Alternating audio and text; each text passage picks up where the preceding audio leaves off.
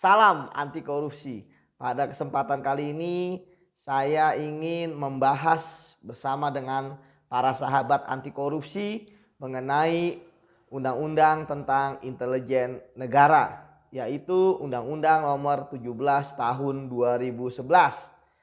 Undang-undang ini merupakan dasar dari pelaksanaan kegiatan intelijen yang ada di Indonesia. Ya, bahwa intelijen itu sebagai ilmu, sebagai organisasi, ya, kemudian sebagai suatu proses kegiatan. Kita akan sering berbicara atau kita sering membaca, ya, bahwa wah intel-intel sering menyamar menjadi pedagang gitu kan. Misalnya pedagang bakso kah, pedagang nasi goreng gitu kan, atau menjadi pengemudi ojek online gitu.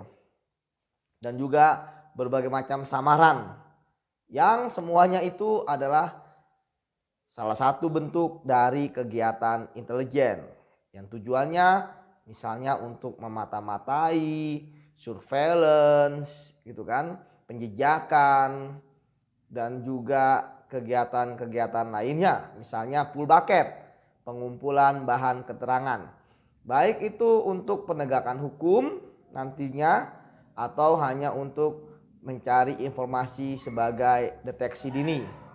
Nah, undang-undang intelijen ya dibuat secara jelas ya dengan tujuan untuk melindungi segenap tumpah dan darah bangsa Indonesia ya sesuai dengan Pancasila dan UUD 1945.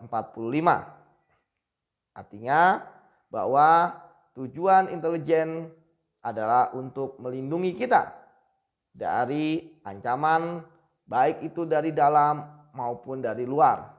Ya, sekarang ancaman itu kan bukan dalam bentuk perang saja, tetapi juga banyak ancaman-ancaman non konvensional ya.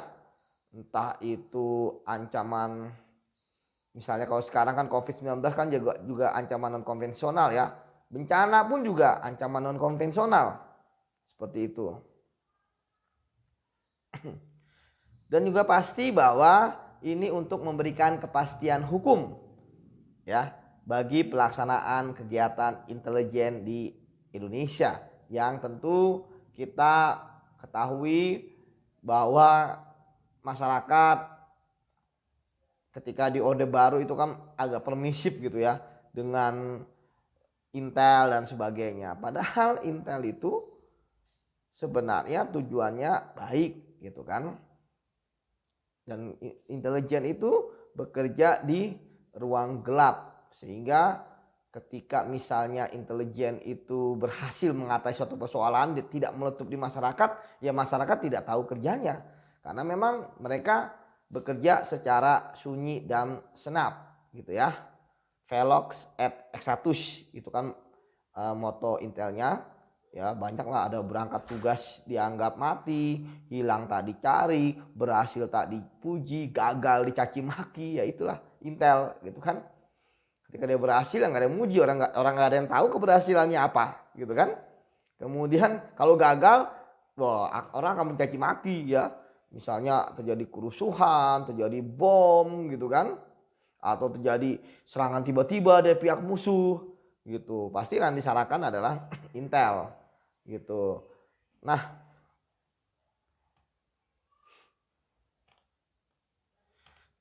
apa sih yang maksud dengan intelijen? Intelijen adalah pengetahuan, organisasi, dan kegiatan. Jadi 3 poin itu yang terkait dengan perumusan kebijakan strategi nasional dan pengambilan keputusan berdasarkan analisis ya dari informasi dan fakta yang terkumpul melalui metode kerja untuk pendeteksian dan peringatan dini dalam rangka pencegahan, ya tadi saya bilang, penangkalan, ya ditangkal, dan penanggulangan setiap ancaman terhadap keamanan nasional. Intelijen negara adalah penyelenggara intelijen yang merupakan bagian integral dari sistem keamanan nasional yang memiliki wewenang untuk menyelenggarakan fungsi dan kegiatan intelijen negara. Nanti kita akan melihat siapa saja sih penyelenggara intelijen di Indonesia. Nah, personil intelijen adalah warga negara Indonesia. Artinya di sini dia harus warga negara Indonesia ya, yang memiliki kemampuan khusus intelijen. Ya tentu kompetensinya ya baik soft skill, hard skill ya tentang intelijen. Ya baik itu intelijen di lapangan kah, maupun analis intelijen, maupun yang sekarang ya harus canggih gitu ya, mampu menganalisis atau mampu menggunakan teknologi gitu kan, software seperti itu. Dan mengabdikan dirinya dalam dinas intelijen negara. Ya, tadi saya sampaikan bahwa intelijen negara itu nanti akan kita bahas siapa sih yang termasuk dengan dinas intelijen negara. Ya, supaya nanti kalau kita lihat kan banyak orang tiba-tiba di masyarakat ada orang ngaku Intel.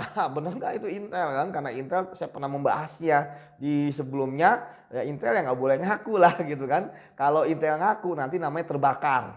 Ya, artinya samarannya, covernya itu diketahui dan itu sangat berbahaya. Baik bagi keluarganya jelas karena musuh-musuh akan tahu. Kemudian organisasinya ya. Ya tentu kita nggak tahu efeknya misalnya. Jadi kalau dia melakukan perbuatan yang buruk kan tentu organisasinya akan kena imbas, misalnya viral di media massa gitu kan, atau di sosmed seperti itu. Kemudian yang ketiga ya bagi kegiatan operasinya gitu ya, bisa bubar jalan gitu kan. Nah, apa yang dimaksud dengan ancaman? Ancaman adalah setiap upaya, pekerjaan, kegiatan dan tindakan baik dari dalam maupun luar negeri yang dinilai atau bisa dibuktikan dapat membahayakan keselamatan bangsa, keamanan, kedaulatan, keutuhan wilayah negara, kesatuan Republik Indonesia dan kepentingan nasional. Ya. Di berbagai aspek. Ya, seperti tadi saya sampaikan, sekarang udah luas ya, bukan Intel itu untuk perang dan sebagainya gitu ya. Tapi intelijen itu lebih luas keamanan, ketertiban, seperti itu. Baik itu ideologi, politik, ekonomi, sosial, budaya maupun pertahanan dan keamanan.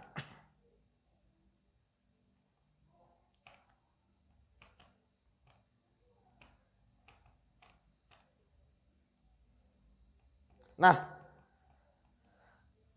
dalam undang-undang ini setiap orang itu bisa jadi perorangan, bisa jadi badan hukum ya. Nah, badan hukum ini kok bisa korporasi, baik itu perusahaan gitu kan. Bisa juga dia lembaga negara atau apapun, yang penting dia bentuknya badan hukum, yayasan misalnya, seperti itu. Nah, teman-teman kadang ada yang mengatakan apa sih? Oh, itu rahasia intelijen tuh. Wah, gitu kan. Ya karena memang tiba-tiba semua menjadi rahasia intelijen. Tapi pengertian rahasia intelijen itu adalah informasi, benda, personil dan atau upaya pekerjaan kegiatan intelijen yang dilindungi kerahasiaannya agar tidak dapat diakses, tidak dapat diketahui dan tidak dapat dimiliki oleh pihak yang tidak berhak. Nah, kalau ini artinya tidak bocor gitu ya. Nah, ini kan sering bocor, rahasia intelijen bocor, gitu kan? Nama-nama agen intelijen bocor. Nah, itu nggak bisa karena itu ada masuk rahasia intelijen. Nah, ada juga masa retensi, adalah jangka waktu perlindungan dan penyimpanan rahasia intelijen. Jadi rahasia intelijen itu ada masa waktunya, ya, nggak bisa selamanya. Nah, ini kan juga salah satu perlindungan terhadap pertama kegiatan intelijen, yang kedua asas demokrasi, ya, bahwa intelijen bergerak di bidang yang rahasia tetapi tujuannya satunya sebenarnya untuk penegakan demokrasi agar mampu berjalan dengan baik. Ya, terkadang memang ada perbedaan, satu sisi ini demokrasi terbuka dan sebagainya, satu lagi intelijen juga penting gitu kan. Ya bahkan Amerika aja punya intelijen yang canggih ya, kayak CIA gitu kan. Padahal mereka adalah nenek moyangnya demokrasi gitu ya. Tapi mereka punya intelijen yang bagus gitu ya. Jadi sebenarnya intelijen itu menopang demokrasi, bahkan menjadi garda terdepan harusnya untuk menjaga demokrasi, itu save demokrasi dari ancaman-ancaman ideologi kah yang ingin mengganti demokrasi dan lain sebagainya. Pihak lawan itu siapa? Ya, pihak lawan adalah dari dalam maupun luar negeri yang berupaya untuk mengancam kepentingan kita. Ya, kepentingan nasional. Sasaran, ya bagi intel itu ada yang dinamakan dengan sasaran. Sasaran itu apa? Pertama orang, jelas. Siapa orangnya? Wah, si ini nih. Ya, misalnya kalau dalam terorisme kan si X gitu kan. Kemudian benda, ya. Siapa tahu bahwa ada misalnya agen ganda gitu ya. Dia mencuri rahasia negara di dalam prestis. Nah, itu kita harus mencari itu misalnya. Itu kan benda gitu. Yang coba dikeluarkan oleh mereka untuk kemudian dijual di luar negeri.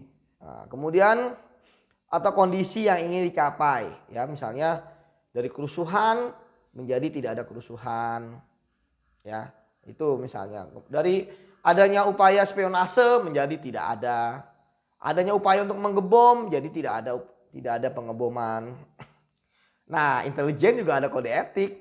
Semua kegiatan pasti ada kode etiknya, nggak bisa serampangan, nggak bisa sembarangan, ya. Kode etik intelijen negara adalah pedoman sikap, ya sikapnya berbicara, ya makanya intelijen tuh harus berbicaranya dijaga gitu ya. Makanya kenapa intelijen itu ya tidak boleh ngaku ya seperti itu gitu. Bertindak dan berperilaku bagi personil intelijen negara di dalam melaksanakan tugas dalam pergaulan sehari-hari. Nah, asas penyelenggara intelijen sama seperti asas-asas lainnya ya. Profesionalitas jelas, kerahasiaan, nah ini penting, kompartamenasi, koordinasi, integritas, netralitas, tidak berpihak. Dia adalah merah putih, gitu kan? Dia tidak melihat warna. Ya.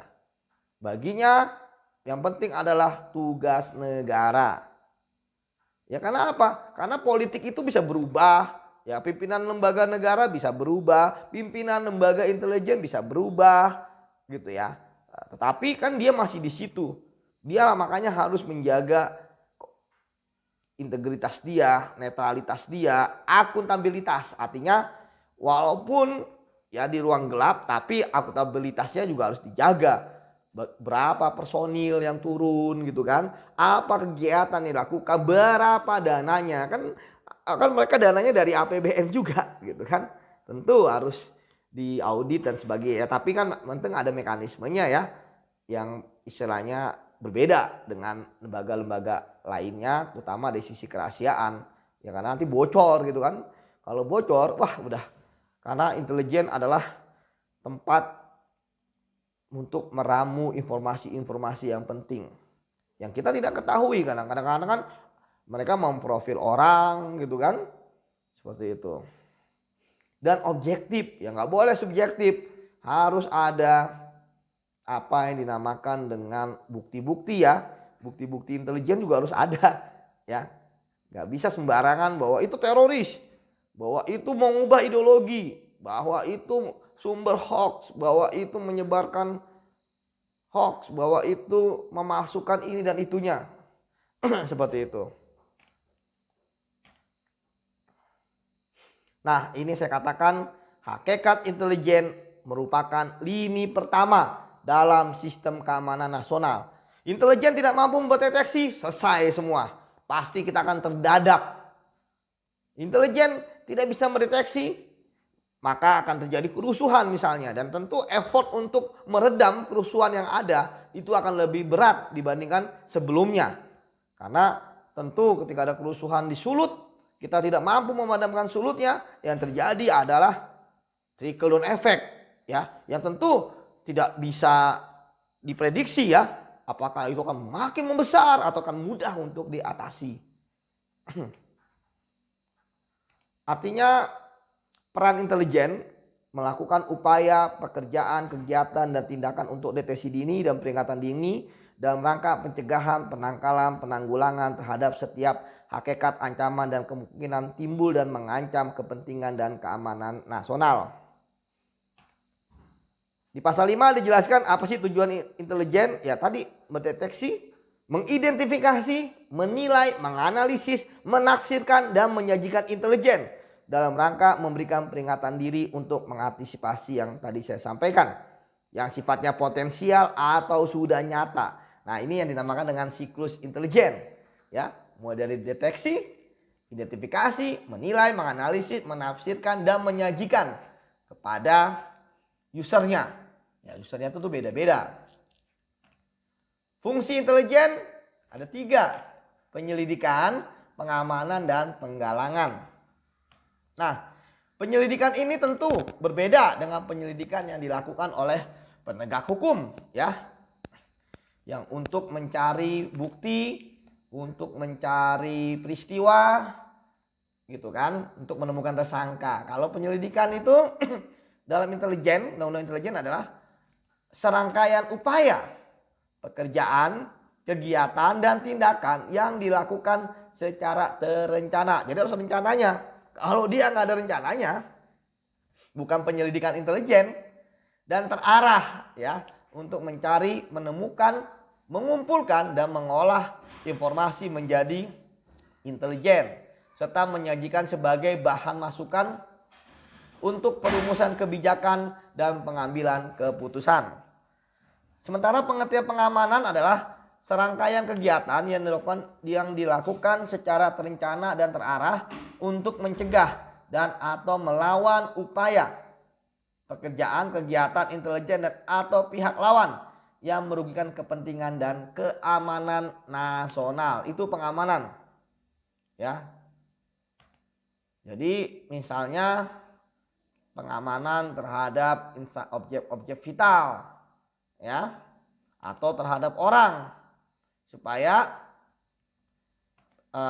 kita tidak mengalami kerugian yang besar. Misalnya ketika ada objek vital yang menjadi sasaran, ya, atau baik itu bentuk fisiknya ataupun informasi yang ada di dalamnya, gitu kan.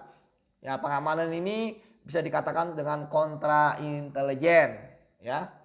Kita berupaya untuk mengamankan dari penyurupan gitu ya, dari orang-orang yang ingin mencari misalnya ada data di dalam objek vital tersebut.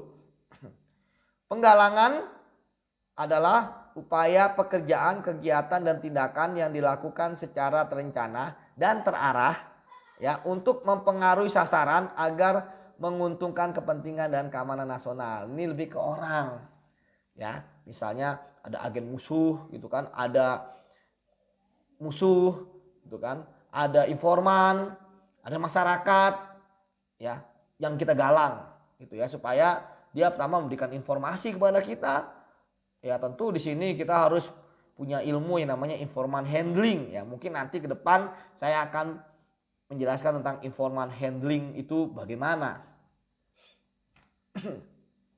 Nah, ruang lingkup intelijen ada intelijen dalam negeri dan luar negeri, intelijen pertahanan dan atau militer, intelijen kepolisian, intelijen penegakan hukum, dan intelijen kementerian, lembaga, pemerintah atau non kementerian. Nah, ini intelijen negara dilaksanakan oleh penyelenggara intelijen negara dalam dan luar negeri, penyelenggara intelijen negara pertahanan dan atau militer, penyelenggara intelijen negara dalam rangka pelaksanaan tugas kepolisian, penyelenggaraan intelijen negara dalam rangka penegakan hukum. Nah, jadi dalam hukum itu ada intelijen, gitu ya. Jadi bukan hanya yang terkait dengan pertahanan keamanan, tapi penegakan hukum juga butuh intelijen, ya. Kemudian penyelenggaraan intelijen negara dalam rangka pelaksanaan tugas kementerian, garing lembaga pemerintah non kementerian. Nah, penyelenggara intelijen terdiri atas Badan Intelijen Negara atau kita kenal sebagai BIN, ya, Intelijen Tentara Nasional Indonesia, ya kita sering menyebutnya BAIS gitu kan, Badan Intelijen Strategis gitu kan. Kemudian di tiap matra juga ada juga intelijennya masing-masing gitu ya. Kemudian Intelijen Kepolisian Negara Republik Indonesia. Nah, ini penyelenggaranya Badan Intelkam gitu ya. Kemudian kalau penegakan hukum di bawahnya ya ada fungsi-fungsi intelijen juga gitu kan. Kemudian intelijen Kejaksaan Republik Indonesia ya, dan juga intelijen kementerian, lembaga pemerintah dan non pemerintah. Nah, itu tentang intelijen negara. Nah,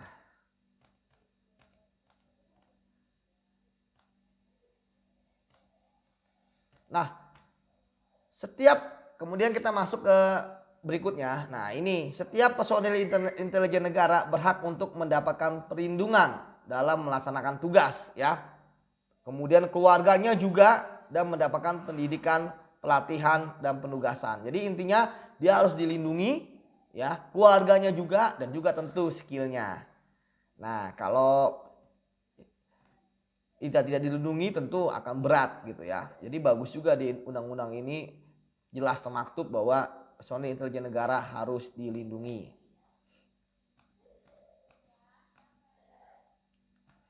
Oke, kemudian jelaskan mengenai rahasia intelijen.